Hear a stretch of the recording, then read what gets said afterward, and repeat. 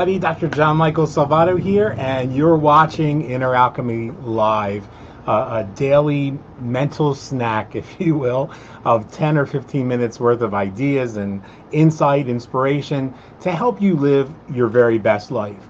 And today's topic is going to be imagination. What is it? Does it really matter? We'll talk about that when we come back.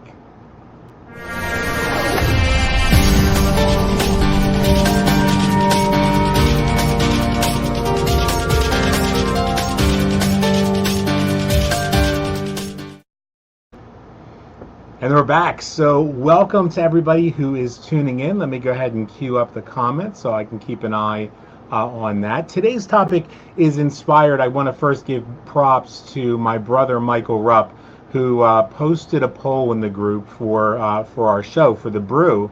And I thought I would kick off today's video with a look at the word imagination.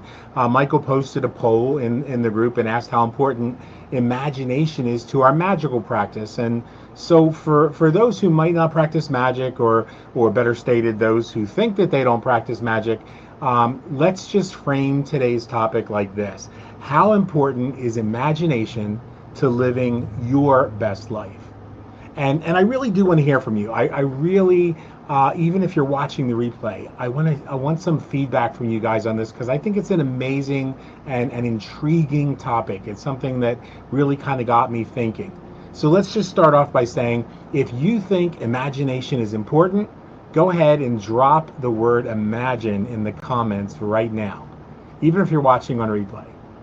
So let's dive in and let's unpack this idea of imagination by first letting me geek out on you and tell you where the word comes from, because that's kind of my process, all right? So the word imagination comes from the Latin imaginari, which means to form an image or represent.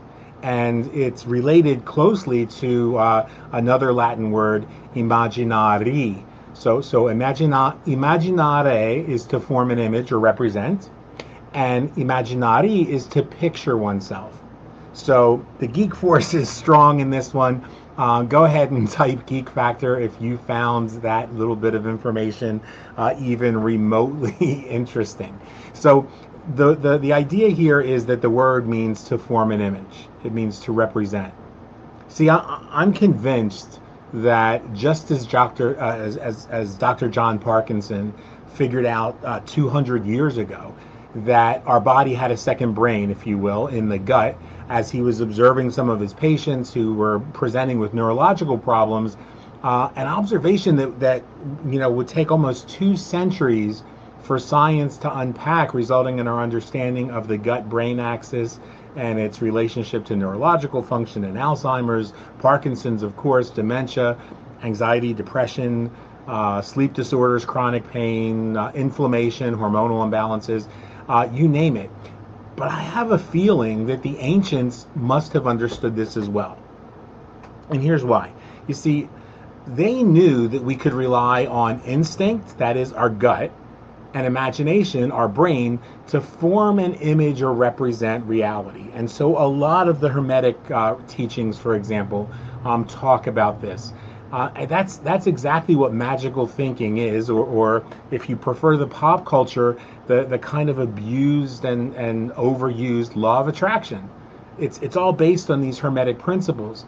Now, imagination unlocks the key to a richer, fuller life, because it moves us from the manifestation of our fears and unresolved issues of the past, which is where most people get stuck. We call this chaotic data, where everything is based on what we imagine happened to us in the past, and it moves us into the present moment, where the fullness of that present moment is the point of power. You hear me say that on every one of our broadcasts. So the mage, the shaman, the teacher, the healer or witch is someone who knows how to work with energy around a person. That's what witchcraft is in the simplest of terms. It's understanding how to work with the energy around a person, a situation, a condition or ailment, and bend that energy to their will. And we do that, as we say in the field, by beginning with the end in mind. That's imagination.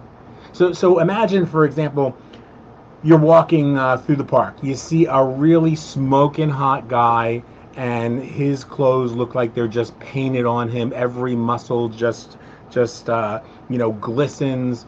And what happens?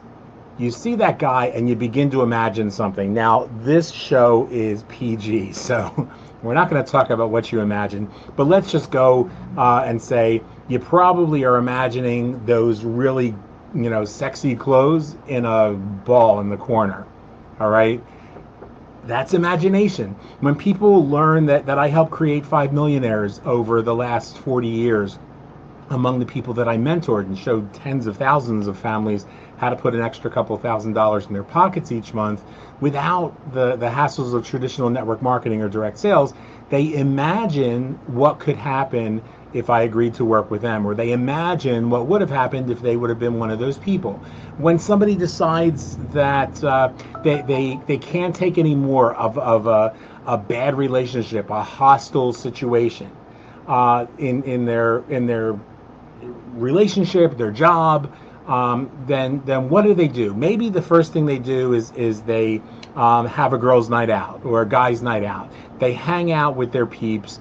Maybe they make some magical midnight margaritas like we saw in the movie Practical Magic, like the aunties do. But then they start talking about what they imagine their lives could be like.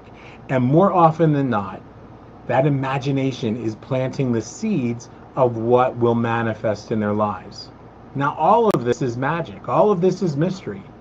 And it all begins with imagination. So as you go into your weekend, what do you imagine for your weekend, for your month, and for your future? I'd love to hear your thoughts on this. I would love, hey Willow, just noticing right here that you just jumped on. I would love to hear your thoughts about this and how important imagination is in your crafting of your life. Remember, when it comes to your life, nobody else is holding the pen writing that story but you. So imagine the future that you deserve. And we'll talk to you soon. Namaste.